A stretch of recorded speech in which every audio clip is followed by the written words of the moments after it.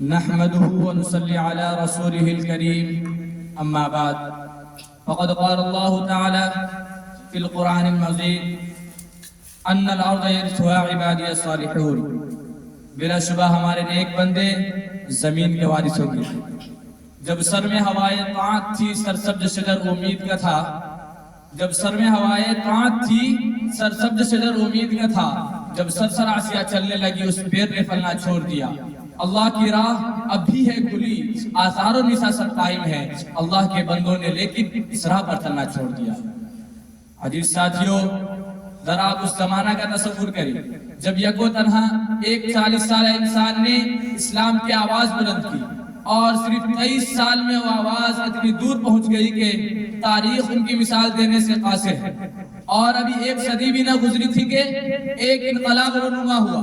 جو غریب تھے وہ امیر ہو گئے، جو بیچارے چرواہے کہے جاتے تھے وہ مسند اقتدار پر متمکن ہو گئے، جنہیں دنیا والے ان پر بدو کہا کرتے تھے ان کا سیلے روا اتنی تیزی سے بڑھا کہ ربع مسکون عالم پر ان کے تہذیب و تمدن کا ڈنکا بجنے لگا۔ جو تعلیم تہذیب میں پچھلے صفوں میں تھے وہ امام بن گئے، انہوں نے یہ ثابت کر دیا کہ قرآن کا یہ اعلان اپنی جگہ درست ہے، ان الارض یرثها عبادی الصالحون، بلا شبہ ہمارے نیک بندے زمین کے وارث ہوں گے۔ جب مسلمانوں کی شوکت و شدت اور رعب و حیبت کا ڈنکا بج رہا تھا، جہاں دانگ عالم میں ان کے عروج کی داستانیں اور زبان تھے وہ نیک تھے، راست باز تھے، صاحب صلاحیت تھے، موجد تھے، محقق تھے، اور سب سے بڑی بات تو یہ تھی کہ ان کے دلوں میں خدا اور اس کے رسول سے اتنی محبت تھی کہ جتنی وہ اپنے مال و دولت اہل و عیال سے نہیں کرتے تھے۔ یہی وجہ تھی کہ وہ جدھر رخ کرتے انہیں فتح ہی نصیب ہوتی، وہ جس سرزمین پر قدم رکھتے وہ ان کے قدم چومنے کے لیے بے قرار نظر آتی تھی۔ سچ کہا ہے کہنے والوں نے، جدھر رخ کیا سلطنت زیر فرما، کہ جدھر رخ کیا سلطنت زیر فرما، جدھر آنکھ اٹھائی ممالک مسکر۔ مگر وہی قوم آج ذلیل و خوار ہو رہی ہے، وہی اسلام کے نام لیوا آج پیدر پہ شکستیں کھا رہے ہیں، چین سے لے کر افریقہ کے ساحلوں تک جہاں دیکھے مسلمان زندگی کے میدان میں شکستیں کھاتا چلا جا رہا ہے۔ آخر کیوں؟